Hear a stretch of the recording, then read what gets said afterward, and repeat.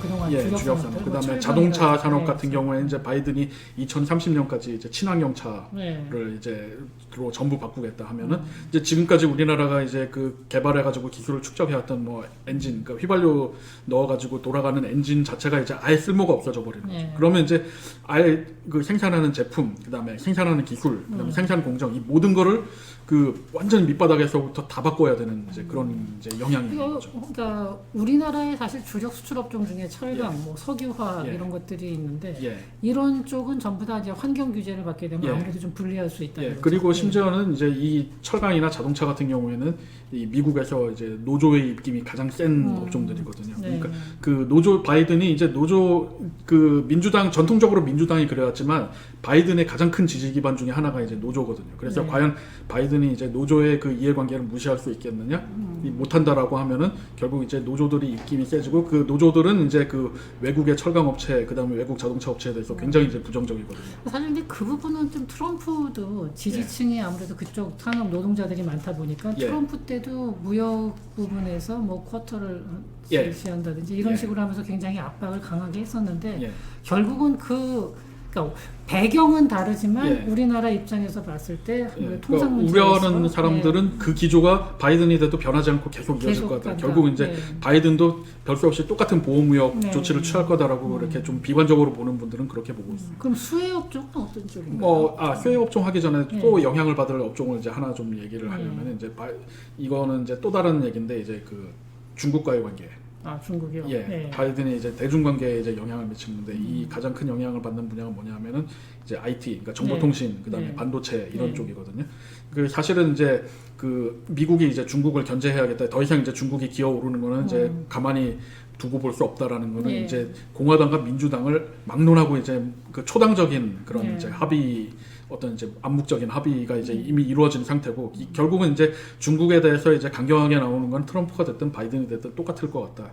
그럼 이게 이제 그 중에서 이제 초점을 두고 있는 게 뭐냐하면은 이제 중국으로의 기술 유출을 방지하는 거예요. 그러니까 첨단 기술을 이제 중국으로 유출하는 방지.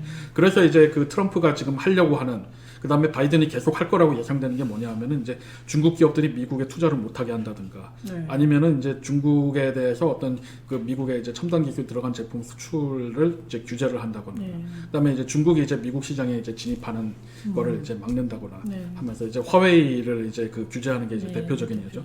이제 그 문제는 이제 그런 화웨이를 규제하면은 어떤 일이 일어나느냐? 이 화웨이가 그 우리나라 이제 삼성전자 그 반도체의 가장 큰 고객 중에 하나거든요. 그러니까 화웨이가 어려워지면은 삼성의 이제 판로가 이제 그 축소가 되는 거죠. 그러니까 특히 그러니까 전반적으로 이제 중국의 이런 이제 그 정보통신 계열 이제 그 업체들이 이제 그 미국의 제재를 받거나 아니면 규제를 받아가지고 이게 축소가 되면은 우리의 이제 그 고객의 이제 이 구매력이 떨어지는 이제 그런 문제들이 이제 생기는 또 거죠. 반면 생각해 보면 중국의 그런 업체들을 이제 이렇게 견제를 하면은 우리나라 업체가 또 완제품 생산이 이제 수출이 늘어난다든지 이런 효과도 있을 수 있어요. 사실은 이제 그런 이제 틈새 시장이 있어서 이제 어느 정도 보전은 가능할 거다라고 이제 생각을 하는데 워낙 이제 중국 쪽의 규모가 크다 보니까 이게 완전한 그 보전은 되지 않을 거고 이제 가장 큰 문제는 이런 첨단 기술 관련해서 특히 반도체라든가 첨단 기술 관련해서 특허, 지적 재산권은 아직도 미국이 가지고 있거든요. 그러니까 미국이 이제 그거를 틀어주고서 중국에 대해서 이제 그 미국의 특허를 사용한 제품에 이제 중국 그 판매를 허용하지 않겠다라고 하면 우리는 어쩔 수 없이 그 기술을 사용해서 이제 제품을 만드는 한에는 이제 그걸 따라갈 수밖에 없는 입장에 있었기 때문에 그렇게 쉬운 문제는 아닐 거라고 보고 있습니다. 반도체 쪽도 그러니까 뭐 유리한 점도 약간은 있지만 조금 아무래도 좀 더 어려운 면이 미중 간의 이제 갈등이 이제 그 점점 이제 격화가 되면은 이제 어려운 상황이 올 수 있다라고 가능성이 있다라고 이렇게 보여지죠. 이제 그리고 아까 이제 얘기한 그 이제 수혜를 보는 업종 중에 하나가 뭐냐면 이제 그 2차 전지, 그러니까 충전하는 배터리 있잖아요. 그 중에서도 이제 그 전기차에 쓰는 그 배터리. 우리나라가 이제 굉장히 이제 수혜를 볼 가능성이 없습니다. 우리나라 업체들이 뭐 상당히 이쪽에는 좀 강점이 있죠. 뭐 LG 화학이라든가 심지어는 뭐 미국에서 그 특허를 놓고서 이제 우리나라 기업들끼리 싸울 정도로 이제 그 우리나라 이제 비중이 상당한 이제 그 업종인데 이런 업종은 이제 앞으로 바이든이 아까 얘기한 것처럼 이제 친환경 차로 모든 이제 차를 이제 그 전환을 하겠다라고 하면은 이제 굉장히 특수를 누릴 가능성이 높고요.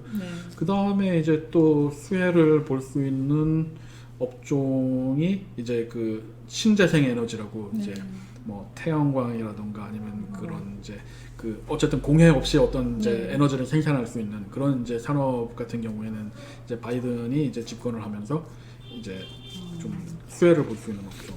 아 그리고 하나 더 이제 추가를 하면은 이제 바이든이 이제 그 당선되면서 좀 이 힘들어질 가능성이 높은 업종 중에 하나가 이제 석유화학이에요. 그러니까 바이든이 뭐 후보, 그러니까 트럼프하고 그 이제 후보 이제 대선 후보 토론할 때부터 아주 그냥 명확하게, 그러니까 명시적으로 나는 대통령이 되면은 이제 이 석유 쪽에 규제를 하겠다. 석유 쪽에 대해서 이제 그 지원을 하는 일은 없을 거다라고 했거든요. 그래서 이제 이 석유 쪽이 이제 굉장히 이제 힘들어지는 이제 상황이 올 가능성인데 그것 때문에 이제 석유하고 관련된 이제 석유화학 분야는 또 역시 좀 이제 바이든이 이제 그 집권하는 동안에는 조금 그 어려움이 있지 않을까 그렇게 보고 있습니다. 이게 지금 저희가 얘기를 하는 거는 분명히 이제 통상, 무역 통상에 관련된 겁니다. 그러니까 우리나라가 미국에 수출하는 거지.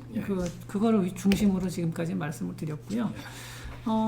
그 다음에 이제 대충 이제 그 바이든의 어떤 공약이라든지 또 바이든이 집권했을 때 어떤 식으로 우리나라와의 한미 통상이 이제 무역 통상이 어떤 식으로 할 것 같다 이런 걸 갖다 예측을 해봤는데요.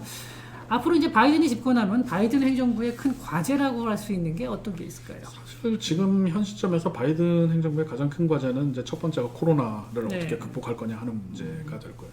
만약에 이제 지금 백신이 좀 개발되고 이제 상용화될 거라는 뉴스들이 들려오고 있는데 만약에 이 개발하고 보급이 조금만 늦어지면 아마 바이든은 임기의 절반을 코로나하고 싸우다가 보낼 거거든. 그러면 이제 임기 후반 넘어가면 재선이라든가 아니면 뭐 민주당이 재집권을 생각하다 보면은 이제 다른 문제는 이제 신경을 쓸 겨를이 없고 미국 국내 문제에 이제 치중을 할 가능성이 높기 때문에 가장 큰 게 코로나. 그 다음에 그 코로나에도 불구하고 가장 이제 우선적으로 취할 거라고 예상되는 게 이제 그 아까 얘기한 환경과 노동 문제에 대한 이제 강조거든요. 그 다음에 이제 그 대외적으로는 이제 그 중국을 어떻게 견제할 거냐. 그래서 사람들이 이제 예상하는 거는 이제 트럼프는 이제 그 그러니까 미국은 강하다. 그러니까 그 미국은 강하다라는 이제 그 신념을 가지고 있는 사람이라서 굳이 뭐 동맹국의 도움을 안 받아도 미국 혼자 힘으로도 언제든지 중국을 제압할 수 있다라고 해서 단독으로 행동을 했었는데 동맹국들을 무시하고 오히려 이제 동맹국들을 상대로도 뭐 이렇게 뭐 압박을 하고 도둑 취급을 하고 이제 보호무역을 하고 그랬죠. 이제 바이든은 이제 그러지는 않을 거다. 이제 바이든이 원래 그 자기 전공이 이제 외교거든요. 그 상원에서 외교위원장도 굉장히 길게 했었고 그래서 그렇기 때문에 그 트럼프하고는 달리 이제 다시 동맹 관계를 이제 재정립을 하면서 좀 중국을 이제 포위해서 압박하는 형태를 취할 것 같다라고 해서 이제 기대를 하는 게 이제 그 바이든이 아무래도 이제 그 그러니까 트럼프가 망쳐놓은 이제 동맹 간의 관계를 다시 이제 재확립하려면은 뭐라도 당근을 좀 줘야 되지 않을까.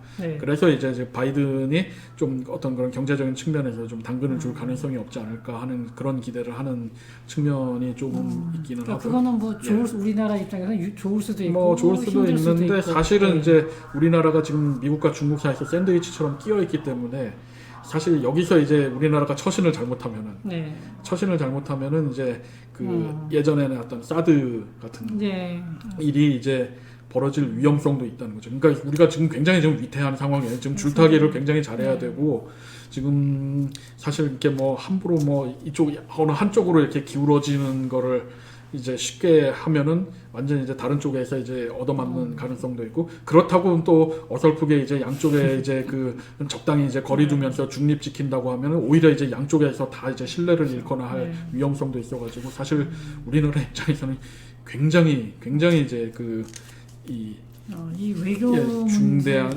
외교화가 경제하고도 결부되면서 굉장히 이제 그 중요한 상황에 이제 놓여 있다고 볼 수 우리에게는 있겠습니다. 상당히 어려운 과제가 이제 떨어졌다고 볼 수가 있네요.